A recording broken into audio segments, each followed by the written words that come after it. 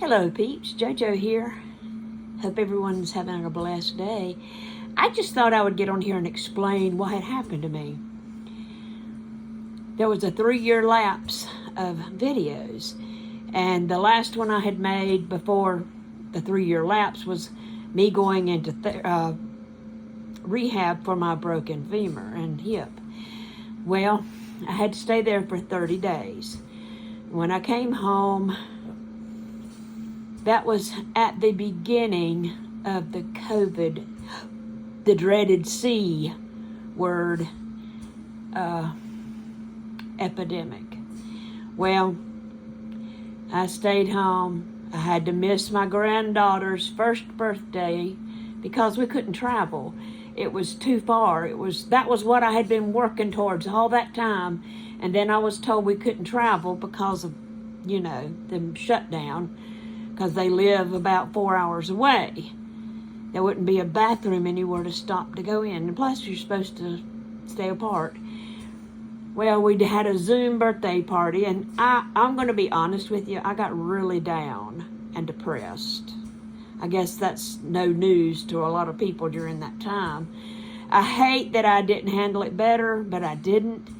And so I handled it with a bag of Cheetos. I am not going to lie. I probably ate almost a bag of Cheetos every day. I ordered them off Amazon by the case. I'm not talking about the orange ones. I'm talking about the white cheddar. They were my friend, okay? Well, what that did for me was give me congestive heart failure. I gained a lot of weight, more than what I had, and I blew up like a toad frog. And I am telling you the truth. I put on so much fluid. And one morning I woke up and I felt like I was about dead. And my physical therapist came in and she looked at me and she said, "I'm calling your doctor." And she said, "You message your doctor as well." So I did. And my doctor said to hang up the phone and call 911. The doctor she called, my therapist called, physical therapist called, told her to tell me to get to the ER. Well, I knew that I couldn't get in the car. I didn't think I could walk that far to get in the car. So I called my husband. He came home as quick as he could. And when he got here, we gathered up some of my things that I knew I would need, and we called 911. And they immediately took me to one of those rooms that, what's it called? Observation rooms. And they started an IV and they put in a catheter of the fluid medicine, Lasix or something. And they were able to get 6 liters of fluid off of me that first night. 6 liters, think of that. But there was still a lot more. And they did admit me. They sent me upstairs, and I'd been up there. They did a COVID test. I keep saying that word. They did a COVID test, and it was negative, praise the Lord. And they sent me up to a room, and I stayed up there, I don't know how long, 10 days, something, getting fluid drawn off that whole time. And, of course, my lungs were terrible, but they came and they said, "We're going to send you to rehab." And I said, "Yay, okay, I'll go. I'm just not the same place I went before, but send me somewhere." And they said, "We got to get approval to have you sent somewhere." And so they got it. And they said, "Well, we got to do a COVID test." I went, "Okay, I'm fine. My lungs were just like they had been, I thought. I had COVID. I caught it in the hospital, but I had it. And it went from bad to worse. And I was quickly, about 2 days after diagnosis, I started spiraling down.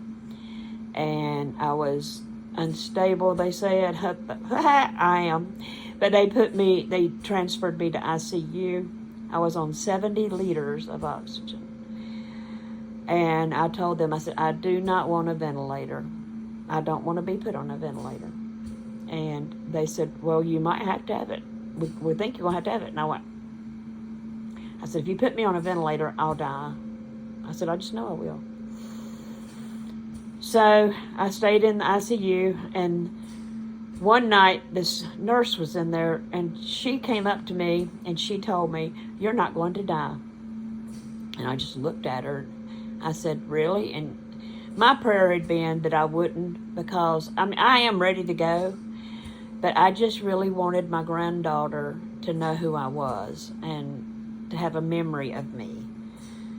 And so she said, you're not going to die. I speak life unto you in the name of Jesus. That's what she told me.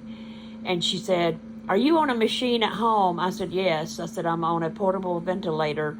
It's not a CPAP, but it was called a portable ventilator. And so they ordered it.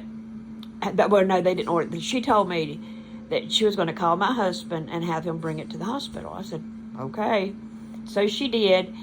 And, you know, the hospitals were pretty much, he would just have to drop it at the front desk, because anytime if I would need anything, that's what he would have had to done, because they were off limits. You know, I couldn't have a visitor. And she sent, when they called up, she said, have him bring it to the nurse's station upstairs. And my husband was like, really? So he went upstairs and he found her, and he said, here's the machine. And she said, come with me. And she brought him to the door of my room, and I was able to see my husband and wave at him. And from that day on, and with the addition of my new machine, my machine from home, I started improving.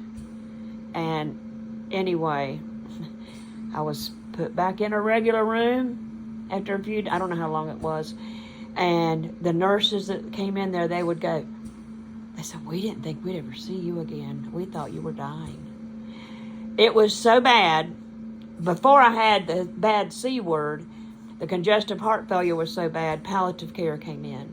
And they told my husband that he needed to make arrangements. And then when the big C word, and they sent me to ICU, they told him the same thing. I nearly left this earth twice during that time. Okay.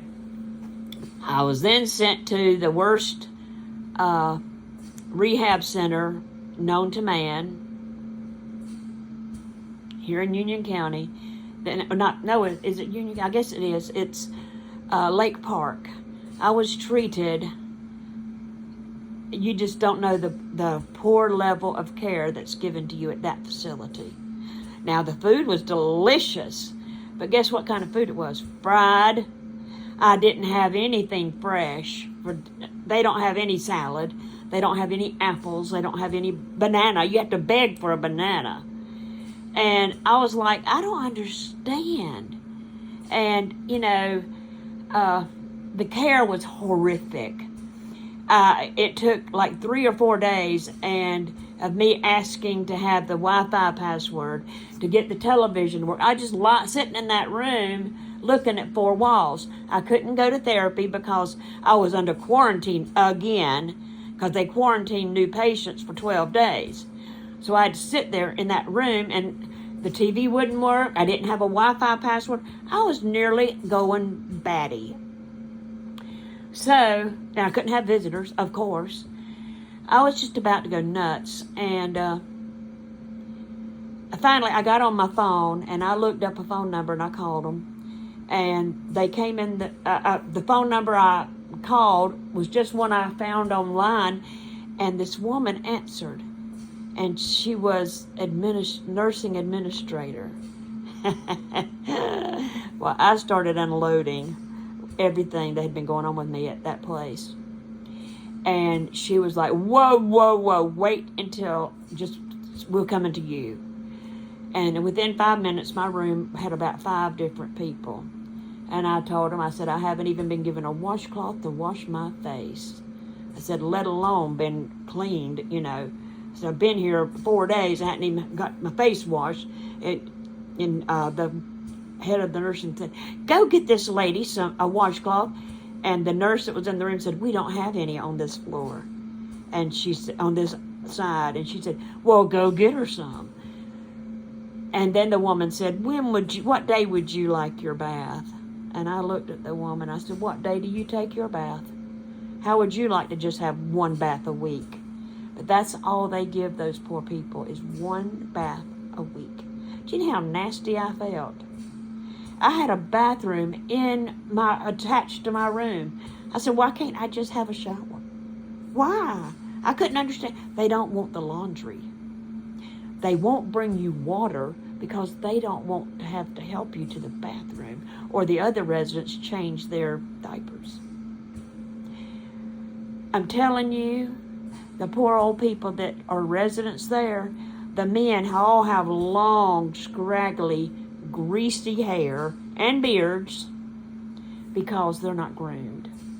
And the women's hair is all frizzy and nobody gets groomed. It's terrible. I was appalled, and I'm still appalled.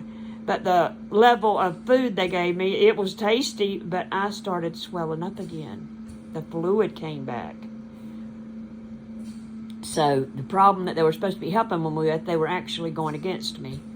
And finally, after 20-something days or 30 days, whatever, the doctor came in and looked at me, and she said, I'm going to have to do something. You're putting fluid on. I went, I know.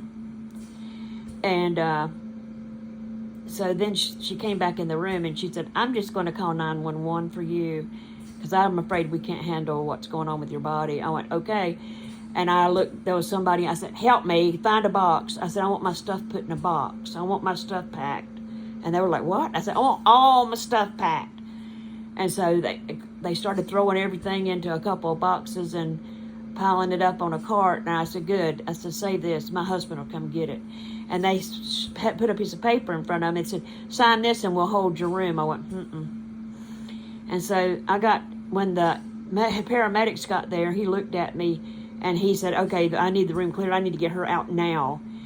And when he got me to the ambulance, he said, I thought you were in coronary arrest, or having a coronary. He said, I thought you were having a heart attack. And I honestly felt like I was. It was bad. Other things happened. They couldn't keep this one gentleman in his room. He kept coming into my room, which was unwelcome. And I was just, and I had fell asleep that day that I was taking, and he came and he hit my leg. He grabbed at me, and I was screaming when I woke up. I screamed. I scared him. He probably had a heart attack. But they came and got him out, and they said, well, we can't make him stay in his room. I was like, okay. Well, anyway, they wanted me to sign something, and I wouldn't. They got me to the ER, and I don't understand. All they did was give me Lasix and let me stay in the ER and pee for hours. And then they came in, and this man said, we're going to send you back to the facility. I went, the nurse did, that we're sending you back to Lake Park. I went, no, you're not. I'm not going back. My husband was there with me. She said, you have to. And I said, America. And then she blushed and she said, well, I'll get in trouble if you don't go back. I said, honey, well, let me see. I said, Bill, I asked my husband, I said, Billy, where do you want me to go, home or back to that place? And he said, home. I said, I'm going home. I said, I'm sorry. And so I was signed out as against medical advice. And I did, my husband took off work for a couple of days. Then my sister-in-law came, and bless her, and stayed with me. But anyway, that's how it went. But that's how sick I was. I was pretty sick. But came home, and they, I started had to go to the pulmonologist more, and I was in bad shape. And I was big. And my doctor told me that he wanted me to lose 100 pounds in a year. He gave me, or 2 years. He said, I'll give you 2 years. I want you to lose 100 pounds. Well, I did it in a year. You know, but I have to take fluid pills every day. And it's so annoying. I hate taking those things. I don't have high blood pressure. I don't have high cholesterol, really. I didn't have. I don't know how it is right now. But the last time that was checked, I'm not on cholesterol meds. So all that went on, and it took a long recovery to get me back from coming home from that second rehab facility. They never did any physical therapy with me. My physical therapy was just moving my feet up and down and patting a balloon back and forth, that kind of thing. It was useless. I should have written to my congressman over it. Well, this was long enough video, but I am doing a lot better, and I'm walking more, and I've lost about 107 pounds or 108 pounds, something like that. But if I don't take a fluid pill for a day, the next day I weigh and I'm up 5 pounds. It's ridiculous. I don't understand it. And I've gone way back on my salt. I can't have a lot of salt, and I can't eat chips, and I have not had another Cheeto since. Are y'all proud of me? No more Cheetos. I said no to the Cheeto. Well, folks, I love y'all, and I appreciate you listening. I just wanted to explain, and I'll talk to y'all later. Thank you.